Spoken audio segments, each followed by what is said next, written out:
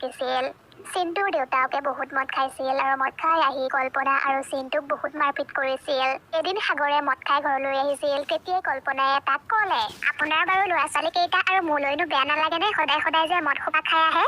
কল্পনাৰ সেই কথাটোত সাগৰৰ বহুত খং উঠিল আৰু সি কল্পনাক মাৰিবলৈ ধৰিলে আৰু ক'লে, তই ইমান সাহস ক'ৰ পৰা পালি মোৰ আৰু মদৰ কথা ক'বলৈ? এই ঘৰখনত থাকিবলৈ মন আছে যদি একদম চুপচাপ থাকিবি, আৰু কেতিয়াবা যদি মদৰ বিষয়ে কিবা বেয়াকৈ কওঁ নহয় মই তহঁতক মাৰি পেলাম। তেতিয়াহ'লে আপুনি কি চাই আছেনো? মাৰি পেলাওক। এনেও আমিনো জীয়াই থাকি কি কৰিম? আমাৰচোন সকলোবোৰ শেষেই হৈ গ'ল। ল'ৰা ছোৱালী কেইটাৰো স্কুল যোৱা বন্ধ হ'ল, কিন্তু আপোনাৰহে মদ খোৱা বন্ধ নহ'ল। তহঁতে কিন্তু বহুত নাটক কৰিব পাৰ দেই। মই যদি ইমানেই বেয়া তেতিয়াহ'লে মোক এৰি গুচি যা আৰু বেলেগত থাকগৈ। সেইটো কৈ সাগৰ তাৰ পৰা গুচি গ'ল আৰু সাগৰৰ চিঞৰ বাখৰ শুনি চিন্টু আৰু শিল্পীয়ে সাৰ পালে আৰু কান্দি কান্দি মাকৰ ওচৰলৈ গ'ল। মা, দেউতায়ে তোমাক আকৌ মাৰপিট কৰিছে নেকি? দেউতা কিন্তু বহুত বেয়া মানুহ। আমি আৰু এনেকৈ কিমান মাৰ খাম? আমি ইয়াৰ পৰা ক'ৰবালৈ গুচি যাওঁগৈ ব'লা। আমি আৰু এইবোৰ কিমান সহ্য কৰি থাকিম?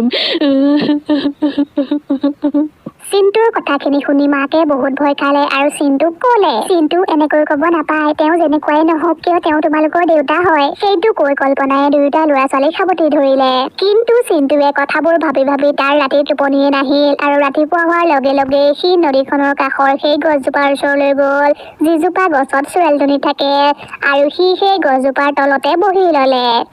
তাৰ পাছত চোৰেলজনী গছৰ ওপৰৰ পৰা তললৈ নামি আহিল।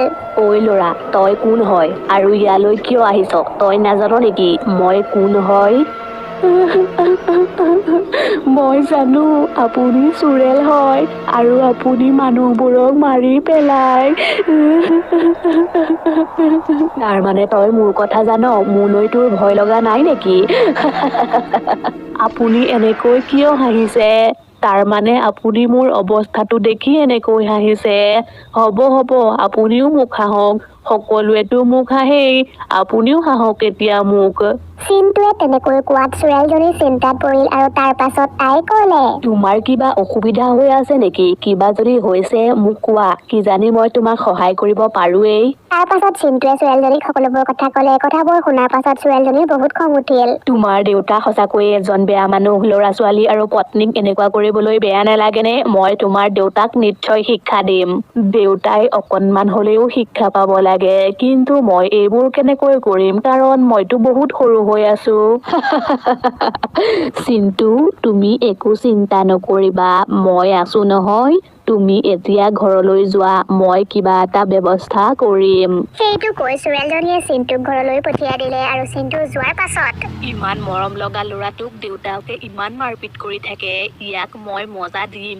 আজি ৰাতিয়েই মই কিবা এটা কৰিব লাগিব।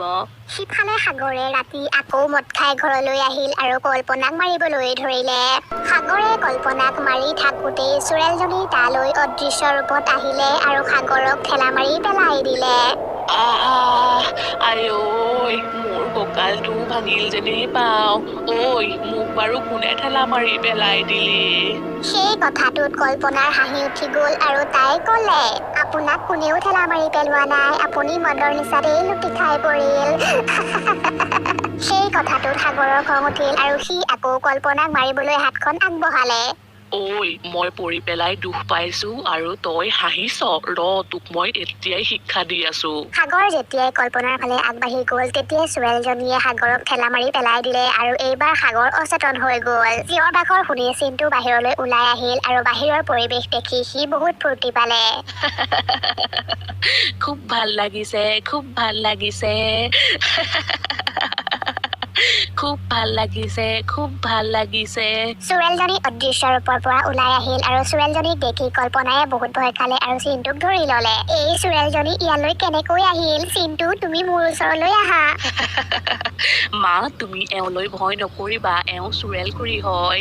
মই চোৰেলকুৰিক চিনি পাওঁ আৰু চোৰেলকুৰি নদীখনৰ কাষৰ গছজোপাতেই থাকে। কল্পনা তুমি মোলৈ ভয় নকৰিবা চিন্টুৱে ঠিকেই কৈছে চিন্টুৱে কোৱাতহে মই ইয়ালৈ আহিছো তাৰ পাছত চোৰেলজনীয়ে চিন্টুৱে কোৱা কথাবোৰ ক'লে আৰু কথাবোৰ শুনাৰ পাছত কল্পনাই চিন্টুক সাৱটি ধৰিলে। চিন্টু, তুমি ইমান সৰু তথাপিও তুমি মোৰ কথা ইমানকৈ চিন্তা কৰিছা। তোমাৰ নিচিনা ল'ৰা পাই মই বহুত সুখী। সিহঁত দুয়োজনে কন্দা দেখি চোৰেলজনীৰো চকু পানী ওলাই গ'ল আৰু তাই কল্পনাক ক'লে, তোমালোকৰ মৰমবোৰ দেখি মোৰো চকু পানী ওলাই গ'ল কিন্তু কল্পনা তুমি একো চিন্তা নকৰিবা তোমাৰ স্বামীক মই ভাল কৰিহে এৰিম সেইটো কৈ চোৰেলজনী সাগৰৰ শৰীৰত সোমাই গ'ল আৰু তেতিয়াই সাগৰৰ চেতনা ঘূৰি আহিল। হে ভগৱান, মোক বাৰু এনেকৈ কোনে মাৰিলে? মোৰ শৰীৰটোৰ জেগায়ে জেগায়ে চোন বিষাই আছে। আৰে মা দেউতাৰ আকৌ কি হ'ল দেউতায়ে যে মাইকী মানুহৰ নিচিনাকৈ কথাবোৰ কৈছে তাৰ পাছত সাগৰ ঘৰৰ পৰা বাহিৰলৈ ওলাই আহিলে আৰু বাহিৰৰ সি তাৰ বন্ধু কেইজনক পালে আৰু বন্ধু কেইজনে তাক মাত লগালে। সাগৰ তুমি কলৈ যোৱা তোমাকচোন এইকেইদিন দেখাই নাই ব'লা আমি আজি ক'ৰবাত ফুৰি আহোঁগৈ তাৰ মানে তোমালোক মোলৈকে ৰৈ আছিলা। আহা আহা মোৰ ওচৰলৈ আহা। আৰে গগন ভাই সাগৰে মাইকী মানুহৰ নিচিনাকৈ কিয় কথাবোৰ কৈছে ইয়াত নিশ্চয় কিবা এটা গণ্ডগোল আছে আমি ইয়াৰ পৰা সোনকালে পলাও ব'লা সেইটো কৈ দুয়োজন বন্ধু তাৰ পৰা পলাই গুচি গ'ল আৰু তাৰ পাছত সাগৰো কৰবালৈ গুচি গ'ল। পিছদিনা ৰাতিপুৱা সাগৰ আকৌ গাঁৱলৈ আহিল আৰু গগন আৰু শংকৰে গাঁৱৰ মানুহবোৰক সাগৰৰ কথাবোৰ কৈ আছিল। তেতিয়াই তালৈ গাঁওবুঢ়াজন আহিল আৰু গাঁওবুঢ়াজনক দেখি সাগৰ গাঁওবুঢ়াজনৰ ওচৰলৈ গ'ল। আৰে বাহ, এইজন দেখোন একদম হেণ্ডচাম বুঢ়া। আপুনি অকণমান মোৰ ওচৰলৈ আহকচোন। আহক না এবাৰ আমি দুয়োজন কৰবালৈ ফুৰিবলৈ যাওঁ। সম্ভৱ ইয়াৰ মদৰ নিচা ফটাই নাই ইয়াৰ মদৰ নিচা ফটুৱাব লাগিব গাঁওবুঢ়াজনে কোৱা তাৰে এজন মানুহে গৈ এবাল্টিং পানী আনিলেগৈ আৰু সাগৰৰ গাত ঢালি দিলে আৰু সাগৰৰ গোটেই গাটো তিতি গ'ল। তোমালোকে এইবোৰ কি কৰিলা?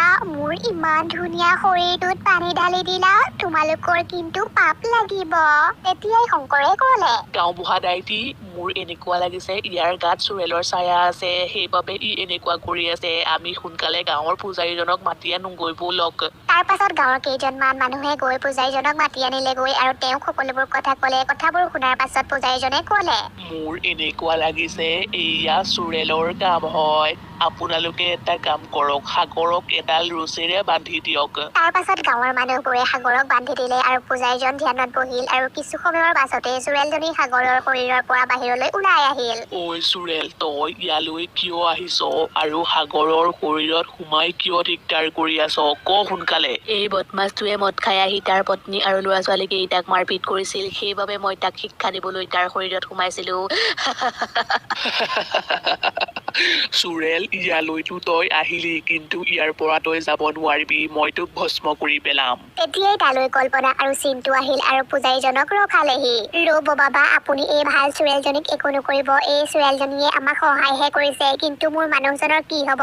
তেওঁ যে মদ খাই আহি সদায় আমাক মাৰপিট কৰে।